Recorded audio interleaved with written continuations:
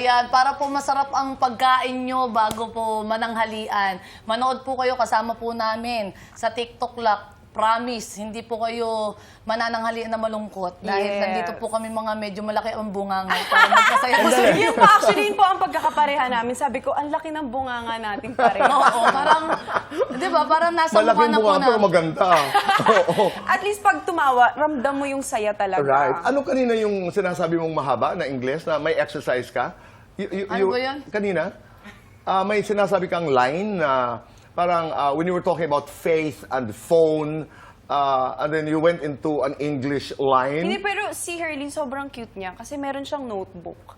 Meron Ang siyang galing. notebook. Tapos itatanong siya sa akin, sabi niya, ano yung mga magandang sabihin in English para magamit ko sa everyday Okay. life? Oo, Parang, ang cute niya. Kasi willing talaga siya to learn. At Parang importante maganda yun. sa kanya. Narcissism, ganun. Narcissistic. Narcissistic. Ganyan. Oo. Pero ano pala, nasa Google pa lang sa akin.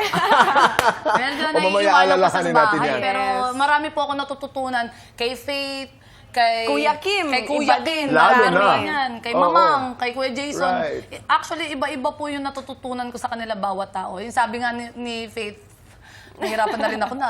Faith, Ni ay. Faith. Dun sa sa vibes ba na meron po kaming dalawa. Yung pagiging totoo po namin sa sarili namin at sa ibang tao. Ako Yes. naman po, pag sabi niya, pagpasok ko ng kwarto, kailangan lagi po akong nakakahawa ng Right. vibes. Kasi po, parang pag nakakita po ako ng someone na parang malungkot, ayoko ng ganyan ka. Hindi pwedeng ganyan ka, hoy. Akong kasama mo, dapat, wow! We lift Ganda. each other up sa show ng TikTok Lock. Kaya siguro masaya din kami sa reception ng mga manonood. At syempre yung tanghalan ng kampiyon na grand finals Tama. kanina. No, I just wanted to say Grabe. this.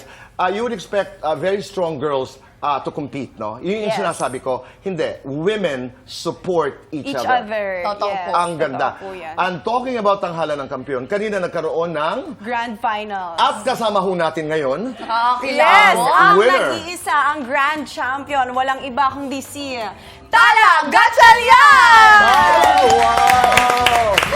Grabe yun. Magmano ka ni Gray Nino? Mano! Oo, Nino. Oo. Nino. Tara, please. Oo. Anong pakiramdam? Ngayon po, hanggang ngayon po ay lumilipad pa rin po talaga ako. Taas, no? Tigilan ka Ba, na. wait lang, dito ka muna sa ano.